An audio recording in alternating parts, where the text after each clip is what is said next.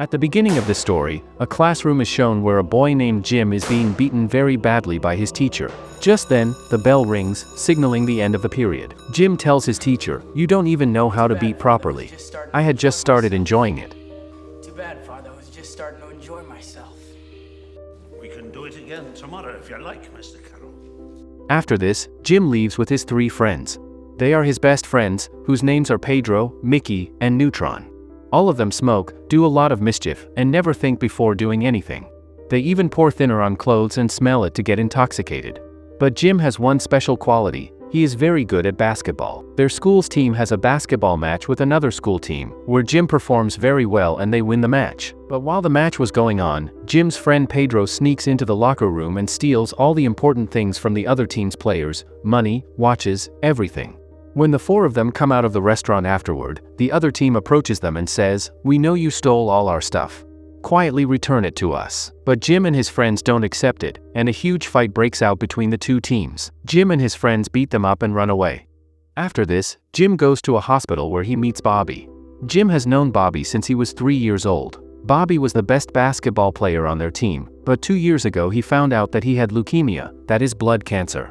But Jim firmly believes that Bobby will fight it and survive, and he sincerely wishes that too, because Bobby is the closest friend he has in this world. He even takes Bobby outside to a strip show, a place where girls take off their clothes and perform. But Bobby doesn't like it. Get me out of here, Jim. Do you hear what I said? I said get me the hell out of here. So Jim brings him back to the hospital. After that, Jim leaves. Jim spends all his time with his 3 friends. They always fool around. They even go to prostitutes. In Jim's life, apart from basketball, there is another thing: his writing. Whenever he gets time or a thought comes to his mind, he writes it down in his notebook. A few days later, Bobby leaves this world. When Jim goes to see him, Bobby has turned into nothing more than a skeleton. Though he is only 16 years old, he looks like a 60-year-old man. This deeply disturbs Jim. Nothing feels good to him anymore. When he is returning from watching a movie with his friends, he can't even remember the scenes or story of the movie. Though Jim's 3 friends are not much affected by Bobby's death, Jim is extremely sad inside. He goes to a basement where people are using heroin.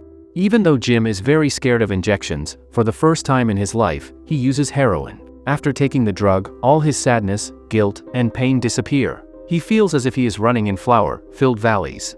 Everything around him seems wonderful. But when he goes home, his mom sees his condition and feels very hurt.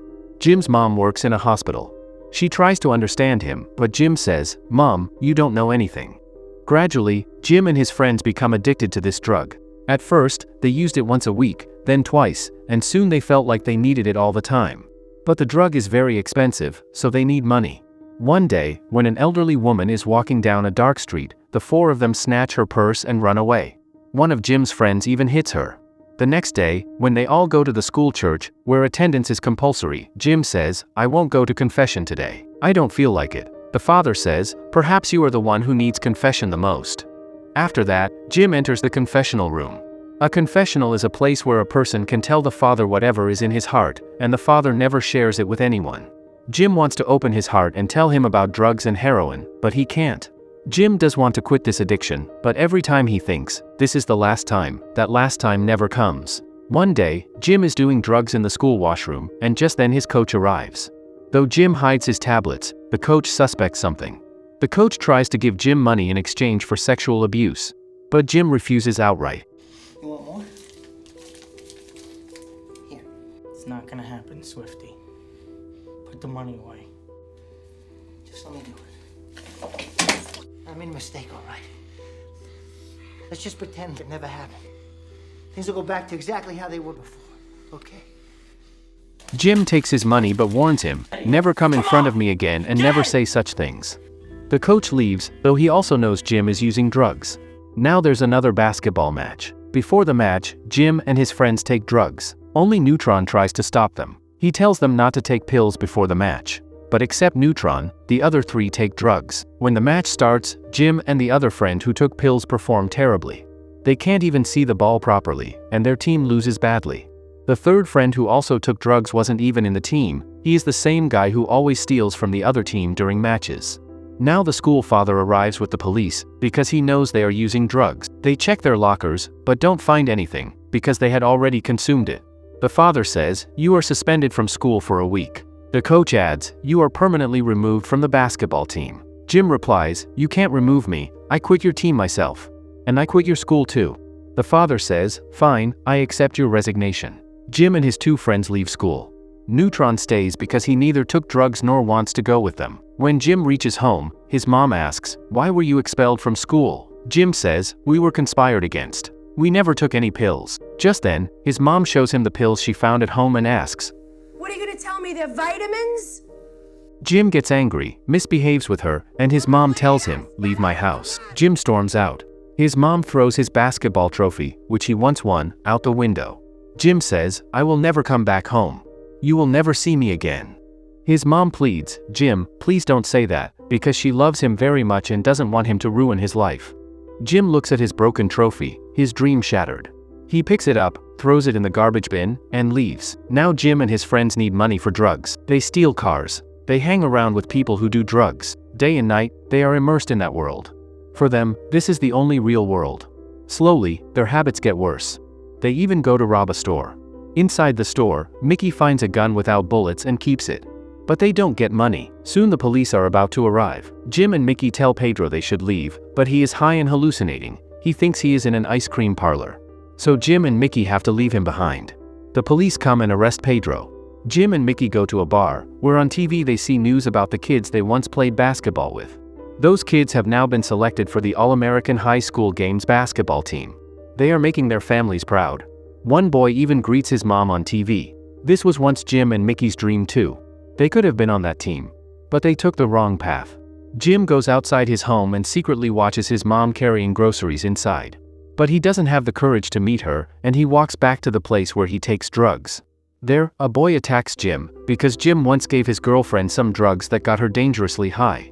Jim says, "She couldn't digest it, it's not my fault." The boy throws Jim down the stairs. Now Jim's mind completely shuts down. He sees hallucinations. He sees himself playing basketball, then being shot, then the basketball hoop burning. He sees himself wearing the basketball uniform, but in reality, he still has his same old clothes on. For Jim, drugs have now become like a dream, something you can't control. Whether you want it or not, dreams come anyway. Jim lies half dead on the icy basketball court in the freezing cold. Just then, a black man arrives. This man once practiced basketball with Jim back when Jim wasn't into drugs. He knows Jim is a great player. Seeing Jim in this condition, he takes him to his home. When Jim wakes up in the morning, he wants to leave, but when he checks his pocket, his drugs are gone. Where is it? What? You know what the fuck I'm talking about, Reggie. Where is it? You mean this? Give it to me! He loses control, screaming that he needs money for drugs. The man is stronger and restrains him. Give me the money for my dope, too. I'm not gonna suck your dick, alright? Put that away. Jim asks, "Why are you doing this?" The man replies, "Because once, someone helped me too, and I'm forever grateful for that." Jim begs and pleads, but the man doesn't listen. Jim says, "Everything is spinning." The man sits outside the door, not letting him leave. He keeps Jim with him. When Jim becomes a little normal, the man, whose name is Reggie, tells him, "I have to go to work now. I'll return in the morning. You need to control yourself, and when you write your book, mention my name too." Because Jim always writes in his diary, and Reggie had read it. Reggie leaves. Jim tries to control himself but again feels the world spinning. He searches the house for money but finds nothing. Then he goes to a girl named Diana. Diana too is fully into drugs and prostitution. Once, long ago, Diana had asked Jim and his friends for money because she didn't have any. At that time, Jim and his friends weren't doing drugs, so Jim had mocked her. But now Jim is standing in the same place where Diana once stood. He begs her for money. Diana doesn't want to give, but seeing him plead so desperately, she throws money on the ground, like tossing it to a beggar, and walks away. Jim shouts after her, "I know what you are. You're a prostitute." But after she leaves, Jim still picks up the money, because he has reached the point where respect, honor, and dignity mean nothing. But that money isn't enough for heroin. So Jim does something he never wanted to do. He engages in prostitution with an old man in a public toilet, just to get money for drugs. He gets the money and goes to his friend Mickey. Together, they go to a drug dealer who sells them heroin. But when they test it, they find out it's fake. You fucking beat us, I swear to fucking God. Don't put that away! Fuck that, I'm gonna kill you! They chase the man, who runs up to a rooftop. They shout, "Give our money back." The man slowly steps back, and when Mickey tries to grab him, his foot slips and he falls off the roof, dying instantly. Jim tells Mickey, "What have you done? We've gone too far. Nobody can save us now." Mickey runs away, but when he reaches the street, some gang members catch him, beat him badly, and the police arrest him. Meanwhile, Jim returns home. Even after all this, he still craves drugs. He begs his mom, Ma, I need you to give me some money. Mom, can you give me some money, please? What are you doing? I'm your son! His mom doesn't let him in, because she knows he'll just use the money for drugs. She loves him deeply but refuses. She even calls the police, hoping that jail might help him get better. The police arrive and take Jim away. Jim realizes his mistakes. He tells his mom, "Mom, I will change. I'll become who I was before." But his mom cannot help him anymore. For all the crimes Jim committed, he is sentenced to 6 months in prison. During those 6 months, he completes writing his diary. After his release, Jim is seen outside a stage door. That day, he has to read his poetry there. His friend Pedro, who was arrested first, comes to meet him. He tells Jim that he has some very good drugs and wants to share them. But Jim refuses. "No, I can't go back to that world. Take care of yourself." Then Jim goes on stage, reads his poetry to the audience, and they love it.